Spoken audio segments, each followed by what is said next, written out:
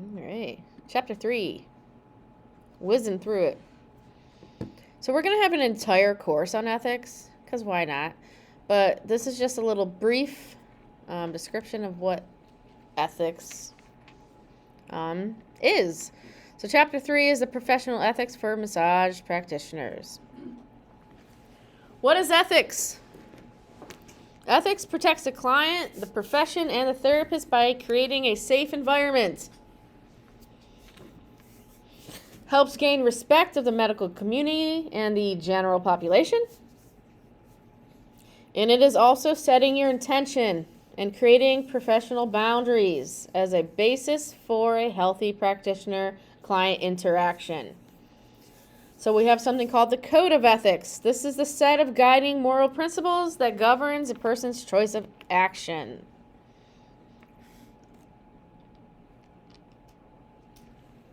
So, professional standards. Let's, look at that a little bit more. Professional standards include education requirement, scope of practice, state and local regulations, your code of ethics that we just talked about, and the standards of practice. And we can look at all this on the State Medical Board website. We can look at what our scope is, and I'm going to write a little note here. State Board. To look at that after this slide. All right. So a therapeutic relationship is something that occurs between clients and professionals. We are said professionals. And it requires setting boundaries. We have professional and personal boundaries. So your personal boundary would be boundaries that provide protection and a sense of self.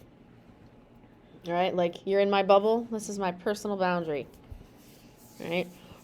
Professional boundaries are a foundation of an ethical therapeutic relationship.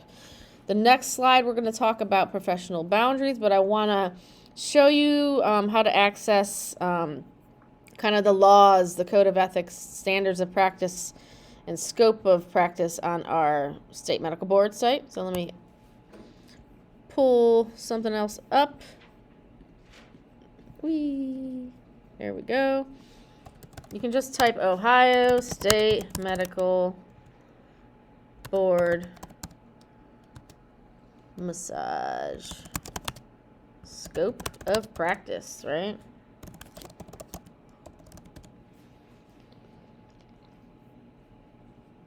All right.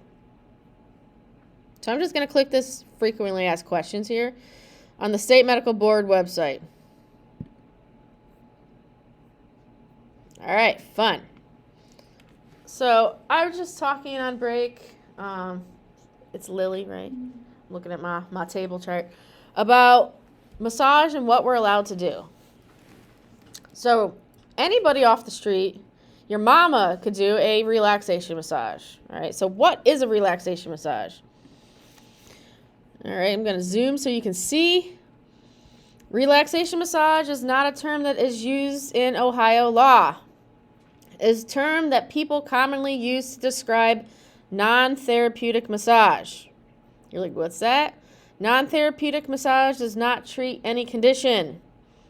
Examples would be health conditions that are limited or not limited to headache, muscle ache, digestive problems, pain, and so on. So if anybody comes to you saying that you have, a headache or your back is sore or back is tight, once we are treating an actual therapeutic situation, it is no longer relaxation massage. So relaxation, we will learn, is what you call the fluff and buff spa massage.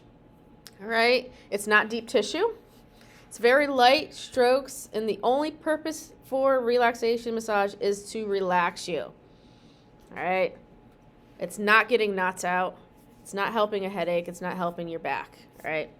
So why you are in school is because very soon Ohio is going to change the law where you need a license to touch. All right. So this relaxation massage gig that people are doing without a license all around Ohio and other states, we're going to nip this in the butt, and you are going to have a license for touch, and that will be your massage license. All right, who regulates it? Let's look at this. So non-therapeutic massage could be regulated by your local towns or cities, whatever, right? Most don't really care. But, so it's for relaxation. So nobody cares. They should care.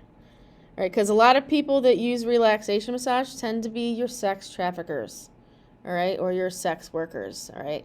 So if you see somebody just, a lot of times they are, of a different country, different nationality, but not always, all right? So what education certifications need to perform relaxation massage?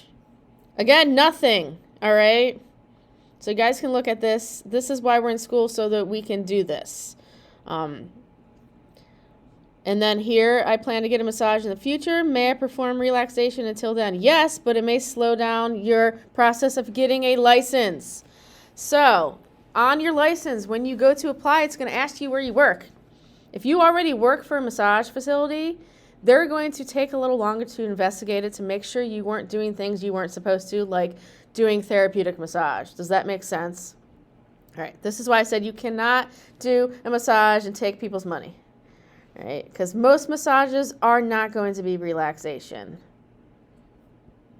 Nobody ever books relaxation massages, just so you know. All right, let me see here if there's anything. Can we do massage on animals? No, we can't. All right. We cannot do massages on animals unless we are a vet. All right. Or there's also equine massage. If you get a certification in that, there's a lot of courses that you can take online or in person that are for equine or dog massage, but you have to have special education for it. So you're not going to graduate here and pass your MBLEX and get your license and be like, I can work on anything that's alive. All right. So we're people. And for here, let me see. Can massage therapists use light-based devices? So that would be your ultrasound, your lasers and stuff like that. So we're not really allowed to do that unless we're working under somebody. Like if you are a chiropractic assistant and they train you on lasers or whatever to treat clients, not as a massage therapist, but as their assistant, you're good to go. Cool? All right, let me see if there's anything else good here. We are allowed to use CBD oil in Ohio. If you add it to your menu, when you are licensed and have your business, you have to make sure that the company you use that processes your payments doesn't have this flagged as a no, because I'm not allowed to offer any hemp products through my website, or they don't pay me my money that, I've collected. All right, let me look up file a complaint so you can kind of see. This is where you would file a complaint. You can launch this and then complain against anybody. See, we're in this list.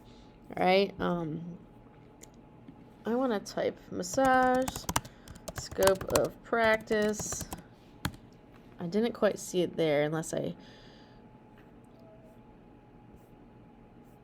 went by it real quick.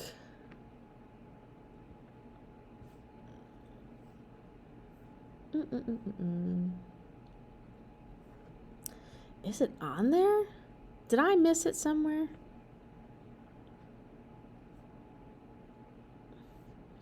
I don't know. Whatever. You can find it on the internet. I give up. Also, we're not allowed to do facials, okay? Unless you are already able to do a facial with a cosmetology or esthetician license, we can do a facial massage, but we are not allowed to do a facial routine, okay? So don't get in trouble by doing that, what you're not supposed to. Alrighty. Let's look at professional boundaries. That's fun. All right, so professional boundary can be one of many things. It could be location. This is your massage setting, your therapeutic setting, how your room is set up, all right? It could be interpersonal space. This is creating appropriate space between you and your clients. Same height to minimize power differential. And you're like, what's that mean? Everybody's different heights. If somebody's above you, it tends to make you feel like they're the one with the power in the room, right? Think of like an animal. A lot of dogs don't react well to new people that are standing up, right? Because they're tall, they're in power, and it's intimidating. So if you want, you can, get down to their height to minimize that. I do that a lot when I'm talking to a client for the first time. I'll actually sit on the edge of my massage table and get lower to them and kind of just get more like personal with them. But that is up to you guys. Appearance. I know that doesn't seem like a professional boundary, but it could. Make sure you're appropriately dressed and you have good personal hygiene. Mints and toothbrushes at your office are great. And I will go over this quick too. If you have nails, you are probably not going to have long nails for long. All right. Now you can still get them done nice, but keep them at an appropriate length that you won't stab your clients when you're using more techniques with your fingertips. Perfume. If you like smelling good and perfume, keep it at a minimum when you are working on clients, because some clients are highly sensitive to fragrances, right? So kind of be mindful of that. If you're a smoker of any sort, that you have your tobacco products, your cannabis products. I don't care what you do here, what you do outside of these walls, but if you come in reeking like it, clients who are non-smokers are going to smell it on you. The worst is somebody who smokes actual cigarettes and not just the vapes. You get the nicotine smell in your hands. So you're going to have to find a way to get that smell off of your hands when you start touching your clients. I've had students have that problem in the past.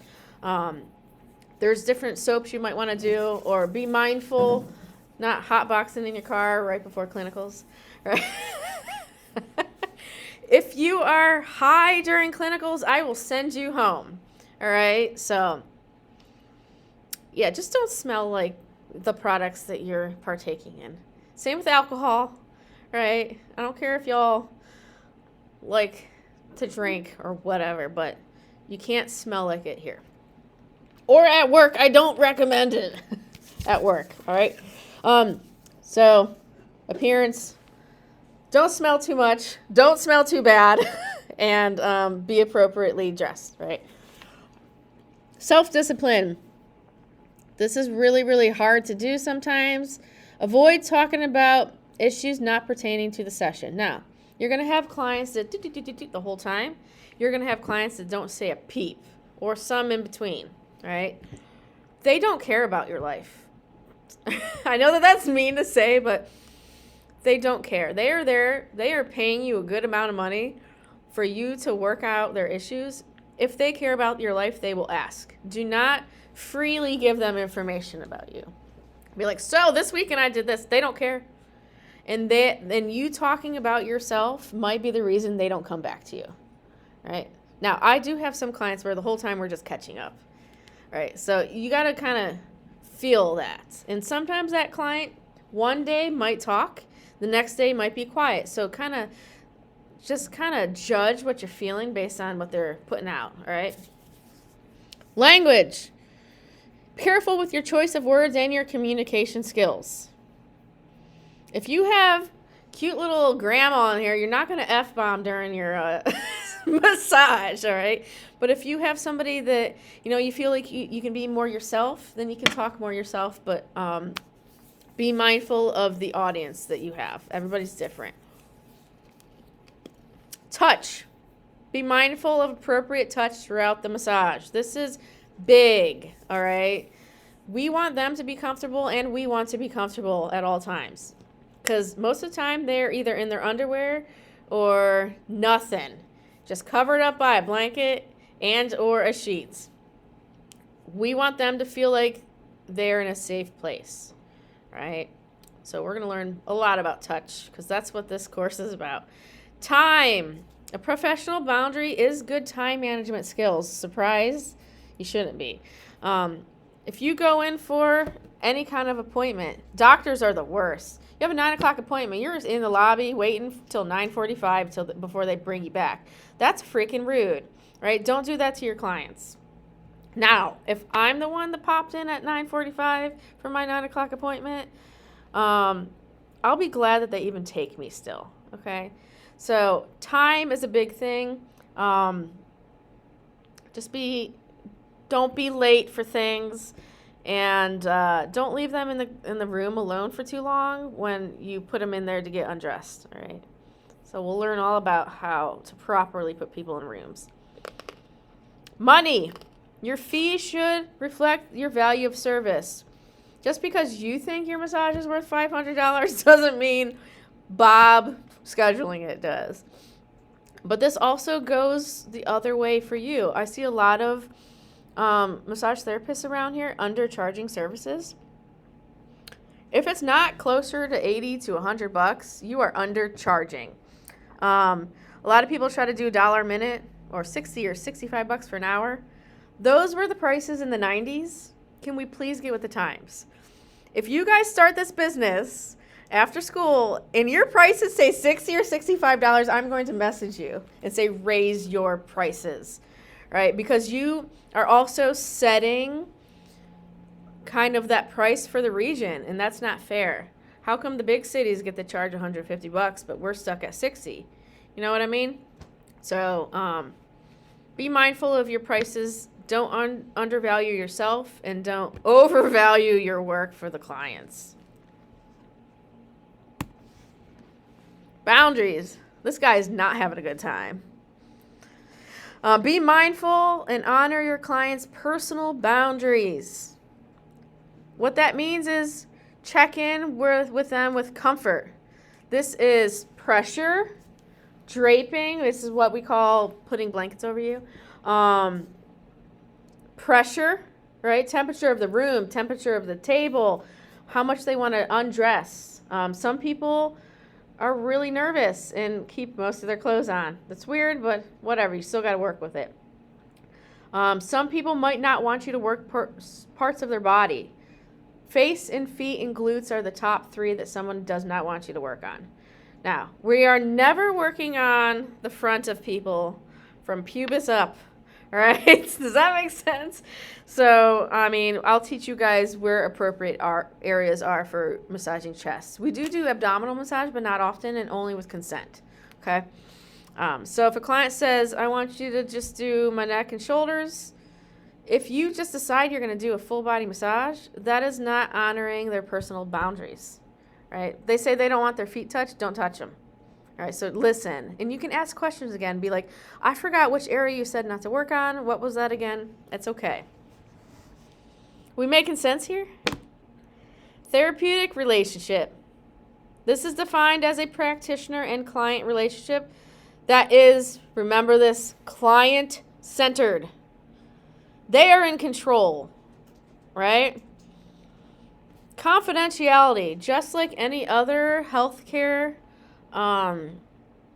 career here, we need to keep client information confidential. We are not allowed to tell Sam that his wife was here yesterday. We're not allowed to talk about anybody's by name or by issue. Now, if I were to tell you I had this guy that I worked on and this is what I worked on, that's fine. You guys don't know who I'm talking about.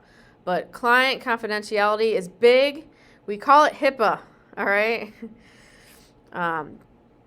So it is our duty to warn and protect. A practitioner must report to authorities any signs of child abuse or life-threatening danger. So also, if you have a client that you notice that might be possibly getting abused, you have to report that.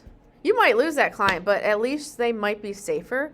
And if you plan on working on children, which the kids are the best clients, by the way, and you notice any signs of abuse, you have to legally report that, all right? Now we have power differential. We are in the place of power. They come to us. We are the ones with the knowledge. So if we go to a doctor, they are the ones in power. All right, does that make sense? So we encourage the client to express their concerns or discomfort during the treatment. So I always tell them, let me know if you want me to adjust this or the pressure or whatever. But also, people are scared to tell you that. So you also need to check on them a couple times during massage. Hey, are you still warm enough? Is this good pressure for you still? All right, so always check in with your client a few times because it's just nice to do, right? Transference. We're going to learn about transference a lot. Transference and countertransference. This will 1,000% be on the Oblex, all right? Transference is when a client tries to personalize a therapeutic relationship. So I'll use the example of a client invites you to their birthday party, right? So that is them transferring, all right? They are in control. Or maybe it's not that severe and the client is like asking you personal questions, all right? Or hitting on you, all right? That also happens. It's weird.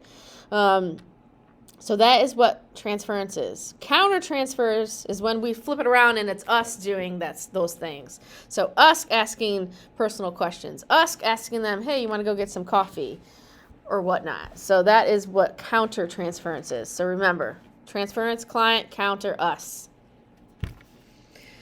We have something really important called dual relationships.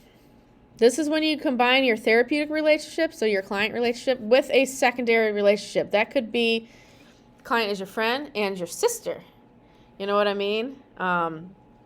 Or the client is, you have a client, you start liking them, things progress, all right? They can't be your client anymore, by the way. And maybe their second relationship is now they are your significant other of some sorts, right? I don't condone that, but hey, things happen, I guess. So dual relationship is having two types of relationship. And also, I don't know if we do bartering in here, but bartering would also be maybe you have a hairstylist that you go to, and then she decides to come to you. So that's a dual relationship. She's your hairstylist and now your client, right? And bartering is awesome, but we'll get to that. So what might be transference coming from a client? This is the attempts to be more personal with you, asking personal questions not related to the visit. Some people do that anyhow, say, hey, do you have any kids? Sometimes they just want to know a little bit about the person that they're feeling vulnerable with, right? That's fine. Some of them try to get a little extra time. Hey, could you get that one spot a little bit longer? No, I am on a schedule. Come on. Inviting you to social gatherings, offering you gifts or favors, because then that starts getting kind of weird. Proposing a friendship or any kind of sexual involvement. They might start becoming very demanding. That is a transference because they're trying to control the situation. Demanding might be maybe they're demanding, again, more time, or that sometimes you just get one of those clients that just is never happy. All right, can I get this? Can I get this? And they want things for free or they want discounts. Sometimes they want to be adored, befriend you, please you, or berate you. So it's not always good. Sometimes transference is negative, right? Countertransference, fun times. This is having strong positive or negative feelings towards a client. Now, I do this sometimes. I don't like every single client I work on, but they don't know that. Sometimes they're just too much coming at me, right? But that is considered countertransference, so you got to kind of try to rein it in a little bit and know, okay, this is a job, this is what I'm working on, it's fine.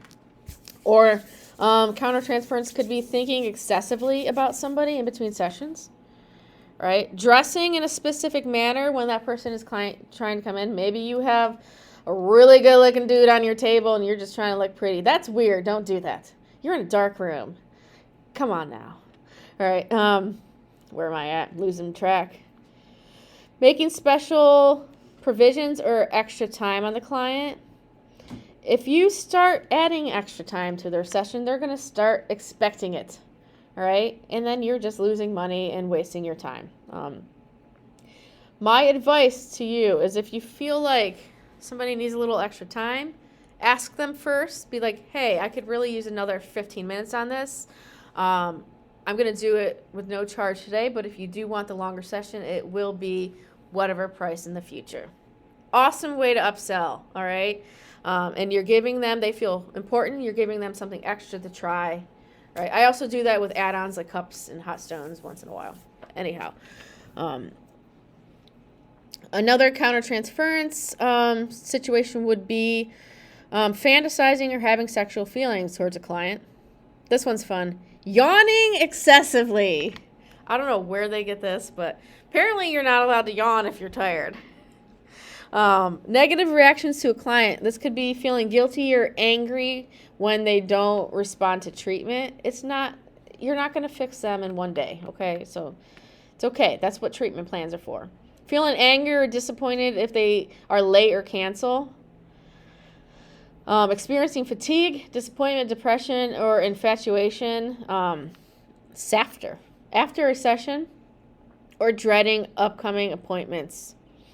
Those are all countertransference. And like I said, some of it does happen, but we just gotta put on our happy work face. Dual relationships. It can happen when someone known to the practitioner becomes a client. So they could be a client first, or they could be someone else first, like a family, friend, work associate.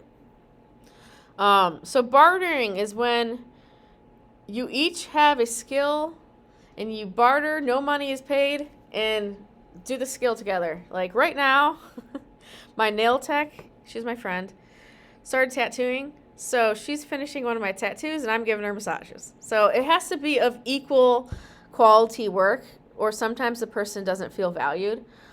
If you find another massage therapist once you're done here and you want to barter, that's appropriate too. If I would advise having clear expectations on that, all right? So that's what bartering is, all right? Natural attraction. Natural attraction is when attraction results in a romantic relationship. So they're going to be saying stuff in this book about seek supervision or refer out. So supervision would be sometimes you can reach out to other people in your field or forums and stuff like that and ask them what they would do in that situation. A lot of my past students will message me and be like, so this situation came up, what should I do? I get all kinds of questions, all right? So I will be the one that will help you make a better choice and tell you if it's legal or not. But yeah, if there is a natural attraction, things happen. It is nature. We know when somebody's attractive, right? Or maybe we're just really jiving with somebody. I mean, I've never dated a client. I think it's weird, but to each their own. If you're starting to feel weird attraction, my advice is to refer out so that it stays a therapeutic and professional situation. All right. Now, you might lose them as a client altogether because they expect free massages from you at home, but I don't have a massage table at my house, just so y'all know. Don't do it. It's always expected. I tell my wife to make an appointment. I'm not joking. All right. Effects of touch. So touch can be classified as hostile, aggressive, casual, pleasurable, etc. Touch is everything, right? So touch can pull in with it feelings that are unwanted. Touch and arousal. So nature, that is a natural response to touch. Sometimes it's arousal, right? If a client indicates sexual intent, stop the session and reestablish boundaries or terminate the session forever, all right? If there's any inappropriate behavior happening, I would advise you document it, write it down, let them know they're not allowed back, and you'll have it documented, all right? You might have to go as far as filing a police report. But I love talking about this every year. If a guy gets aroused, we can tell. If a girl gets aroused, we can't tell as much. But if a guy gets aroused, it doesn't necessarily mean that they are looking for something dirty. Sometimes it just happens. So kind of don't literally feel the situation out, you know, but like gauge the situation, and if they're acting like they're wanting more, right? The best thing to do is to have them go on their stomach, and then they have to lay on it. It's funny. But it does happen, and usually if there's no ill intent, they're mortified and embarrassed. Okay? But just be mindful that guys might get erections. Happens. Doesn't happen as much as you think, though, but just ignore it and don't say anything or point it out is my advice to you. All right, unless they say weird stuff to you. And then you can totally say, I'm not comfortable. I'm going to step out. I'm going to have you get dressed and leave, please. You can still charge them for the full visit if it happens to. It's so fun. Kicking them out. All right, supervision. What is that? That's that peer group I was kind of talking about. Types of supervision would be a counselor, a mentor, peer groups, and so on. Right? So that's where you can discuss things. Facebook is a good one. You can add yourself to groups. There's like an Ohio massage therapy group, and then you can ask questions. And there's people on there that are students, people that are licensed for 30-something years, newly licensed, all kinds of stuff on there. All right, so find yourself a group on social media, and you can ask questions. The best one is Massage Therapy Humor page. Go on Facebook right now and do it. I swear, it's so good. All right, we need to practice good human relations. So we need to be tactful. Be considerate for all concerned. This little thing says, listen with empathy. I'm doing the heart right now. Tactfully change subject when necessary and never betray your client's confidence in you. All right, so that means keep their stuff confidential. All right, respect their boundaries. That's kind of what we're talking about here. And also try to be cheerful, patient, honest, intuitive, good sense of humor. I don't know why this stuff's in the book, but it's true. You need to be mature when dealing with the public. Have good self-esteem because they can pick up, and good self-motivation. They can pick up on whether you feel like you don't have any confidence in what you're doing. All right. So, conflict resolution and management. The ultimate goal here, guys, we are just trying to make the client happy. All right. We're medically, we have a medical license, but our main goal is really personal care. So, conflict management, right, is implementing strategies to limit and manage negative aspects of conflict. All right. This helps you learn and helps you effectively grow in your business. And then I have a little thing underlined here. Effective communication is critical to dealing with conflict. So not only do we have to effectively communicate with our clients, but also peer. All right. If we have that peer group, just so we can help problem solve. Anybody have questions about ethics? Yeah. Sweet. Alrighty. Done with that.